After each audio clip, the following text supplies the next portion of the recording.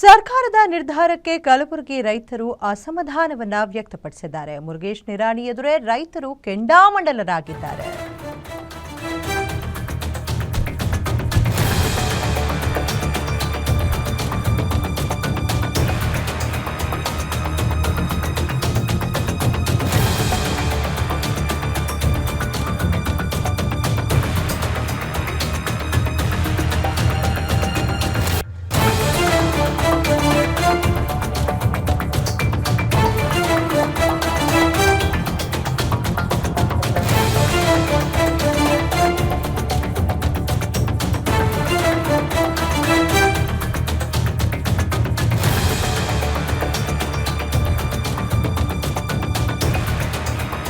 ಸರ್ಕಾರದ ನಡೆಗೆ, ಸರ್ಕಾರದ ನಿರ್ಧಾರಕ್ಕೆ ಕಲಬುರಗಿ ರೈತರು ಅಸಮಾಧಾನವನ್ನ ವ್ಯಕ್ತಪಡಿಸಿದ್ದಾರೆ.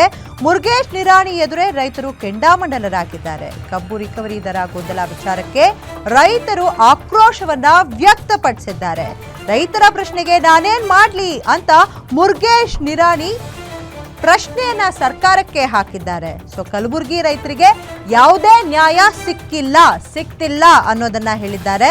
ನಮ್ಮನ್ನ ಸಭೆಗೆ ಕರೆದಿದ್ದಾದ್ರೂ ಯಾಕೆ, ನಾವು ಪ್ರತಿಭಟನೆ ಮಾಡ್ತಿರೋರಿಗೆ ಏನು ಉತ್ತರ ಕೊಡಬೇಕು ಅನ್ನುವಂಥ ಪ್ರಶ್ನೆಯನ್ನ ಮುಂದಿಟ್ಟಿದ್ದಾರೆ.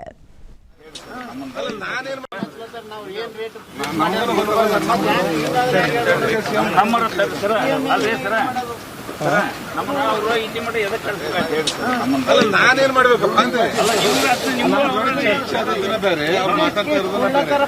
ನಾವು ಹೇಳ್ಬೇಕಲ್ಲ. ಈಗ ನಮ್ಗೆ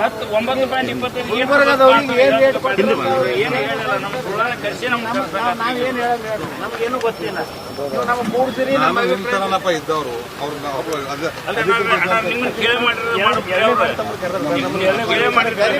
ನಮಗೆ ಇವತ್ತನ ಸುಮ್ ಕೂಡ್ಸ್ಕೊಂಡು ಕುಂತೀರಿ. ನಮ್ಗೆ ರೈತರಿಗೆ ಇದ್ರಾಗ ಭಾಳ ಅನ್ಯಾಯ ಆತ್ರಿ ಅನ್ನೋದು.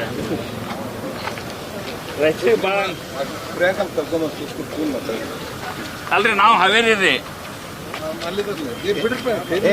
ಪ್ರಿಯಾಂಕರಿಗೆ ಎಲ್ಲ ಸರ್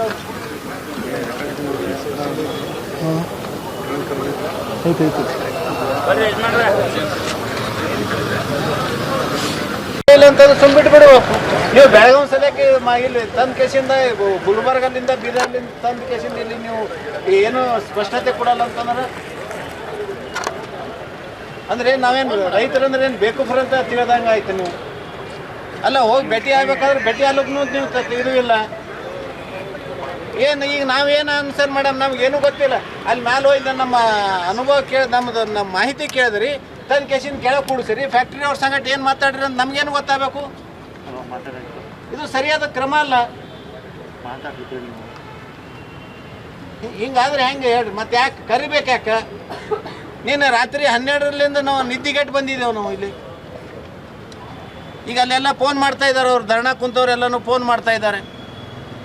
ಏನು ರೇಟ್ ಐತೆ ಅಂತೇಳಿ ಯಾರಿಗೆ ಏನು ಹೇಳೋಣ ನಾವು? ಬೆಳಗಾವಿ ಸಲ ಕಿತ್ತನ ಕೇಸಿಂದ ರೈತರದ್ದು ಒಂದು ಕಣ್ಣಿಗೆ ಇದು ಮೊಸಳೆ ನೀರು ಸುರ್ಸಕ್ಕೆ ಆದಂಗೆ ಆಗ್ತದೆ. ಇದು ಸರಿಯಾದ ಕ್ರಮ ಅಲ್ಲ. ಮತ್ತೆ ನಾವು ಕೇಳಿದವರು ಈಗ ಮೀಟಿಂಗ್ ಕರೆಸೋರು ನನಗೇನು ಸ್ಪಷ್ಟತೆ ಇಲ್ಲ ಅಂತ ಹೇಳ್ತಾರೆ ಅವರು. ಸ್ಪಷ್ಟತೆ ಎಲ್ಲಿ ಸಿಗ್ತದೆ ಹೇಳ್ರಿ? ನಾವು ಯಾರಿಗಾರ ಭೇಟಿ ಆಗ್ಬೇಕಾದ್ರೆ ಇಲ್ಲಿ ಗೇಟಿಗೆ ನಿಂದಿರ್ತೀರಿ. ಮುಂಜಾನೆ ಕರೆಯಾಗ ರಾಜ್ಯ ವೈಭವಲಿಂದ ಒಳಗೆ ಕರ್ಕೊಂಡು ಹೋದ್ರಿ. ಈಗಾದ್ರೆ ಇಲ್ಲಿ ಬೀದಿ ಮೇಲೆ ನಿಂದಿರ್ಸದಂಗೆ ಮಾಡ್ಲತ್ತೀರಿ. ಇಲ್ಲ ಅಂತಂದ್ರೆ ಸುಮ್ಬಿಟ್ಟು ಬಿಡು. ನೀವು ಬೆಳಗಾವಿ ಸಲಕ್ಕೆ